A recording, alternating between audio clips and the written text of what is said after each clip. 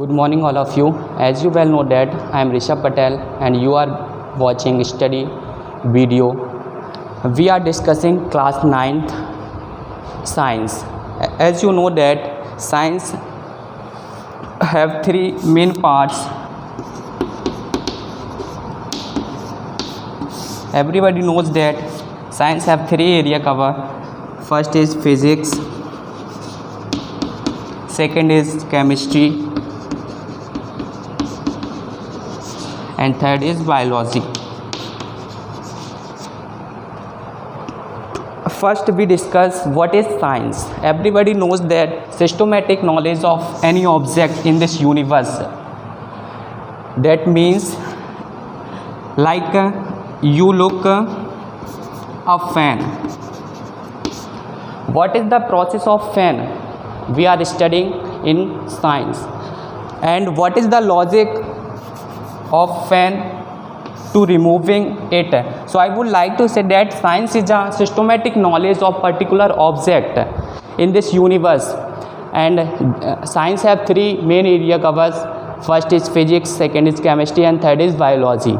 Now we have discussing physics.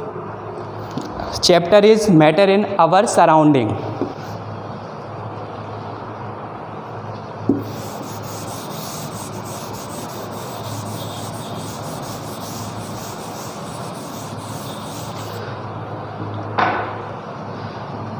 First topic, matter in our surrounding.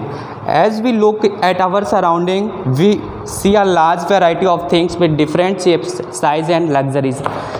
सभी लोग जैसा कि जानते हैं हमारे एनवायरनमेंट में जो भी ऑब्जेक्ट होते हैं, in this universe any object have particular shape, size and volume. हम अपने आसपास जो भी चीज़ें देखते हैं वो सारी एक जैसी नहीं होती, सभी के शेप और साइज़ में कुछ डिफरेंस होता है. अगर डिफरेंस ना हो तो हम सारी चीज़ें हम लोग के लिए जो हैं वो सेम होंगी. इसी वजह से साइंस में हर एक ऑब्जेक्ट को स्टडी करने के लिए साइंस ने कैटेगराइज किया, जिसकी वजह से हम लोग को हेल्प होने लगी स्टडी में.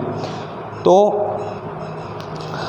सबसे पहले हम लोग देखते हैं कि जो ऑब्जेक्ट होते हैं हमारे यूनिवर्स में वो थ्री स्टेज में होते हैं. First is solid.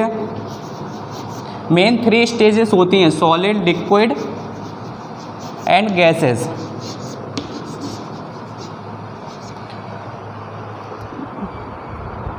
Since early time, human beings have been trying to understand their surroundings. Early Indians philosophers classified matter in form of 5 basic elements.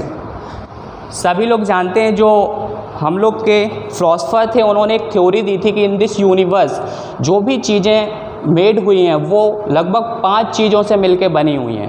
वो सारी चीज़ें पांच चीज़ें जो इन दिस यूनिवर्स मतलब इस संसार में जो सारी चीज़ें क्रिएट हुई हैं वो 5 चीज़ों से मिलके बनी हैं. जैसा कि हमारे फिलोसफर बताते हैं, जिनको पंच तत्व बोलते हैं, जिनमें air, earth,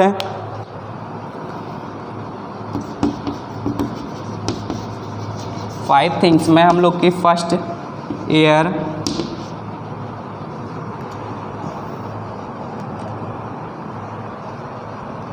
earth, fire, sky and water.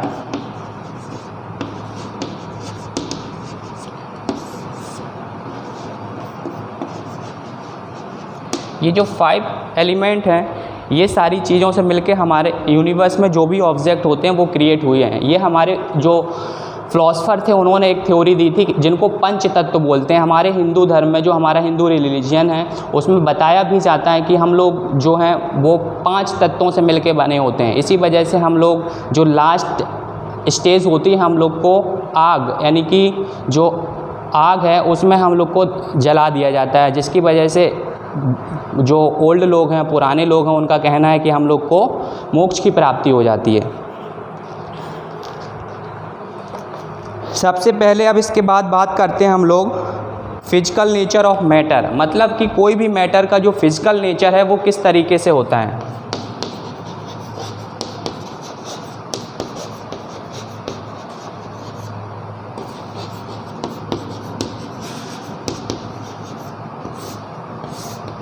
Physical nature that means जो हम लोग उसके बाहर की चीज़ें देख सकते हैं, जैसे कि हमारे एनवायरनमेंट में जो सारी चीज़ें, टेबल है, फ़ैन है, चेयर है, ये सारी चीज़ें जो बाहर से दिखाई देती हैं, इनका ये फिजिकल होता है। अगर इनके केमिकल की बात की जाए तो ये कोई केमिकल से मिलके बनी नहीं है, लेकिन अगर इनका ओरिजिन देखा जाए तो ये किसी पेड़ या जो ट्री होता है उनसे आती है लकड़ी, फिर उसके बाद मैन्युफैक्चर करके हम लोग डिज़ाइन से जो बनाना होता है वो आसानी से बना लेते हैं। For long time two schools thought prevailed regarding the nature of matter.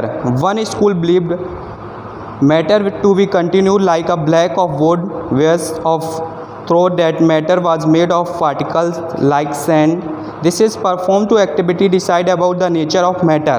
It is continuous of particle.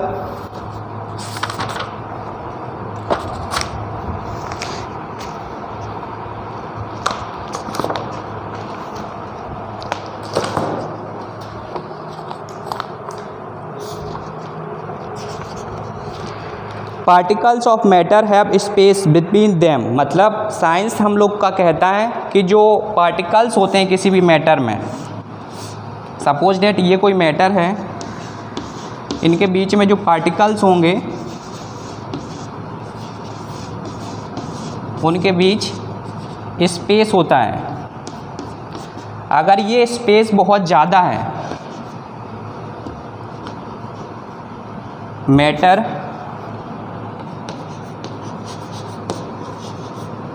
have more space,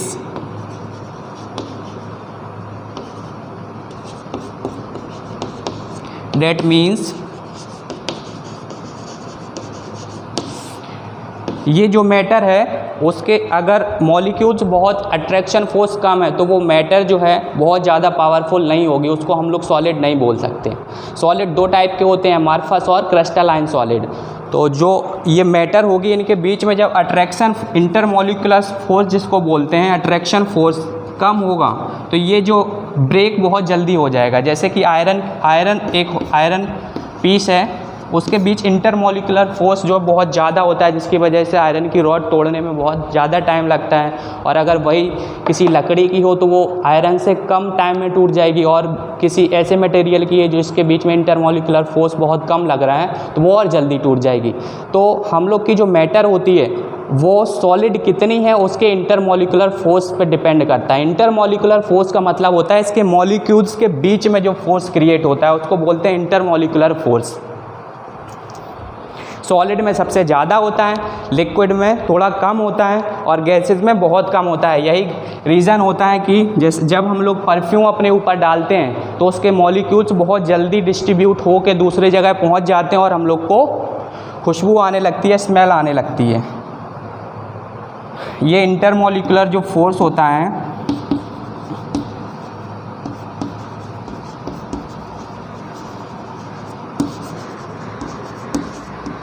force है, ये सबसे ज़्यादा जो है वो सॉलिड में होता है, उससे कम जो है वो लिक्विड में होता है और उससे भी कम जो है वो गैसेस में होता है। यही रीज़न होता है कि गैसेस बहुत जल्दी डिस्ट्रीब्यूट होती हैं, सॉलिड बहुत जल्दी नहीं होता है और लिक्विड सॉलिड से जल्दी हो जाता है। जब हम लोग आयरन के पीस को नीचे छोड़ते हैं तो वो ऐसे ही रखा रहेगा, लेकिन वाटर को जब नीचे गिरा देते हैं तो वो जहाँ उसको जगह मिलती है वो एरिया कवर करता चला जाता है। क्यों? क्योंकि उसके इंटरमॉलिक्यूलर फोर्स जो है वो उतना ज़्यादा नहीं होता है, और गैसेस में इंटरमॉलिक्यूलर सभी लोग समझ गए हैं कि बहुत कम होता है, जिसकी वजह से वो बहुत जल्दी इधर से उधर आसानी से ट्रैवल करती हैं।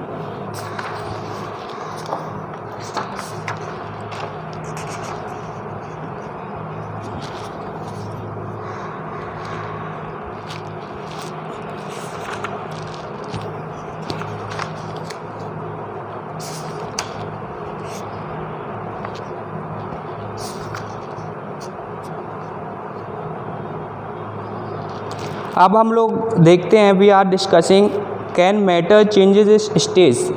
साइंस हम लोग का कह रहा कि can matter changes its stage, क्या मैटर जो है वो अपनी स्टेज को चेंज कर सकती है? बिल्कुल कर सकती है। अगर हम लोग सपोज दैट एक आयरन का पीस किसी बीकर या किसी ऐसे बर्तन में रखते हैं और उसका नीचे से टेम्परेचर इंक्रीज़ करते चले जाते हैं। बहुत टेम्परेचर जब इंक्रीज़ कर देंगे तो वो आयरन का पीस लिक्विड फॉर्म में डिस्ट्रीब्यूट हो जाएगा और हम लोग स्टेज इस वजह से चेंज कर सकते हैं। सिंपल तौर पे देखा जाए, जब हम लोग अपने घर में देखते हैं कि एक कटोरी में जब पानी गर्म करने के लिए रखते हैं और काफ़ी टाइम तक उसको ऐसे छोड़ देते हैं तो वो पानी गायब हो जाता है। गायब का मतलब होता है एटमॉस्फेयर में वेपर बन के चला जाता है। इस वजह से हम लोग कह सकते हैं कि मैटर जो है वो अपना कैरेक्टर चेंज कर सकती है या स्टेज चेंज कर सकती है। कब? जब उसमें हम लोग टेम्परेचर इंक्रीज़ या डिक्रीज़ करेंगे। इसके बाद हम लोग बात करते हैं, एक सिंपल सा चार्ट है।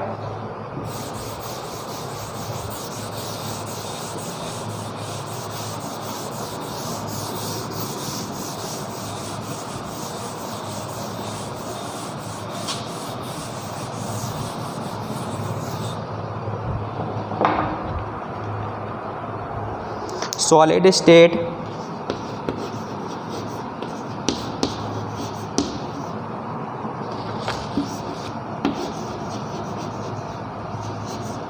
Liquid state, gaseous state.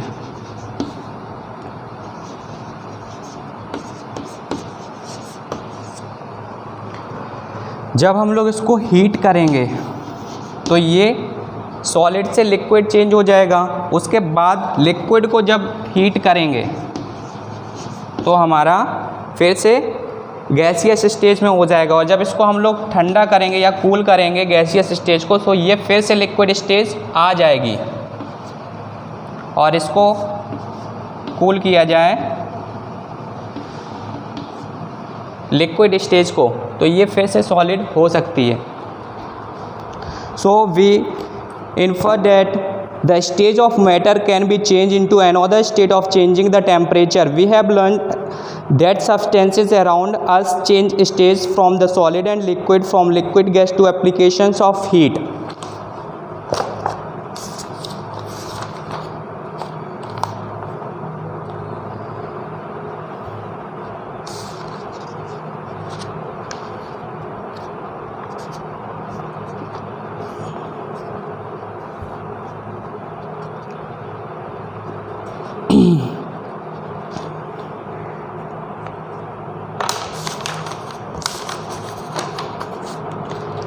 अभी तक हम लोग ने जो स्टडी किया है वो main solid, liquid and gases 3 stage में चेंज किया था और देखा था सारी जो थ्योरी थी साइंस की वो 3 स्टेज के लिए थी।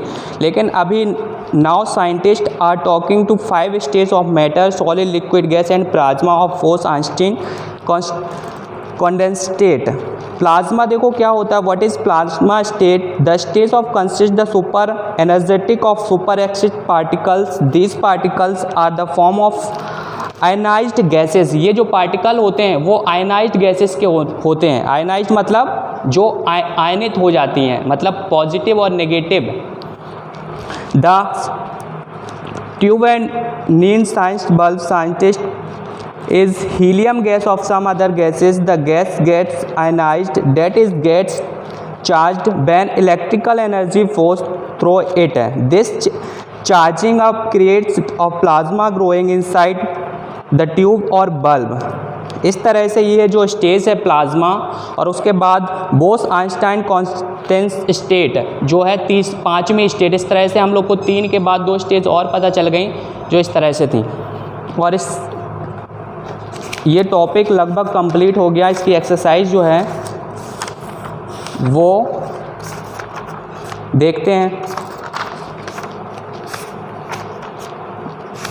इस टॉपिक में बहुत ज़्यादा क्वेश्चन है नहीं, एक्सरसाइज सभी को घर पे देख लेनी है अपनी बुक से। जो क्वेश्चन में प्रॉब्लम हो वो कमेंट और जो नंबर है उस पर पूछ सकता है हमसे। इसके बाद नेक्स्ट टॉपिक हम लोग कल डिस्कस करेंगे।